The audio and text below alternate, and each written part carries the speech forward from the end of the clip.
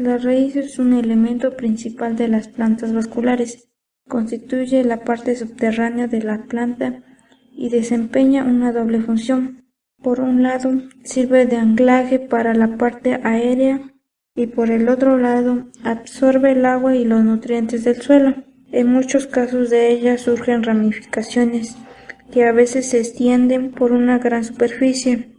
La raíz primaria como las raíces secundarias poseen pelos radicales muy finos que son encargados de absorber el agua con los nutrientes en disolución.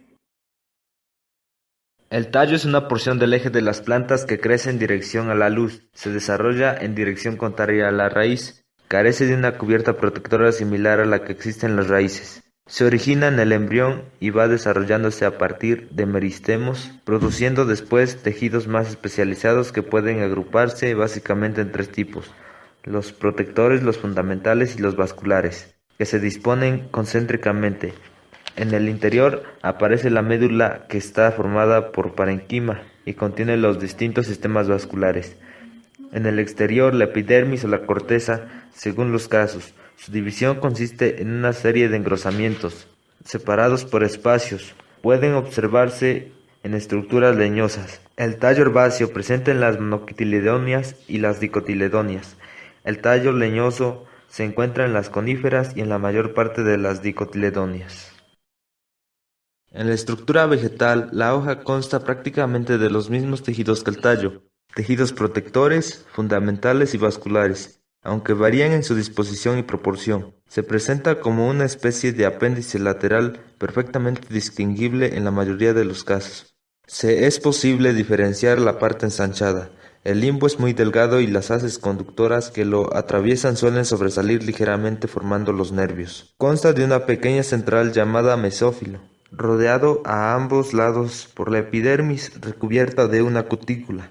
Esta no es continua, sino que presenta pequeñas aberturas denominadas estomas, que son una parte importante para la fotosíntesis. La flor es el órgano reproductivo de la mayor parte de las plantas fanerógamas. Las flores aparecen durante la época reproductiva de las plantas mediante un proceso denominado floración. Uno de los principales elementos de las plantas angiospermas proviene de una metamorfosis del brote y de la hoja que se adapta y transforma para cumplir la función de este órgano, es decir, la reproducción. En una flor completa es posible distinguir serias componentes que no pueden estar en flores de otras especies. A partir del eje floral muchas veces aparece ensanchando, disponen sucesivamente desde el exterior al interior sépalos, pétalos, estambres y los carpelos.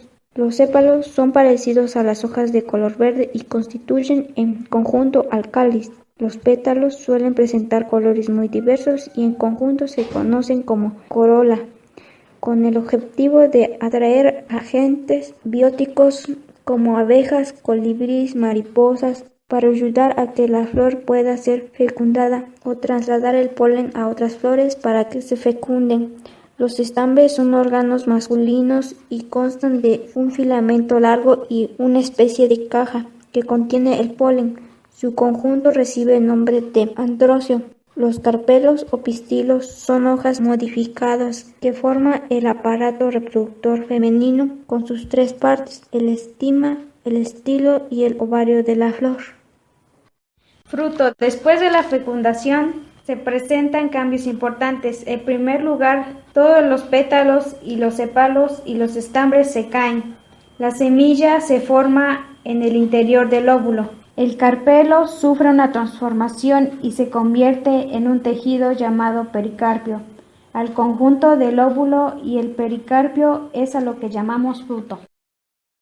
La semilla consiste en el embrión rodeado de una cantidad variable de endospermo, aunque a veces sin este, y protegido por una cubierta de origen tegumentario. Inmediatamente después de la fecundación, el cigoto comienza a desarrollarse, se multiplica por división de sus células y dan origen a una pequeña planta que es el embrión.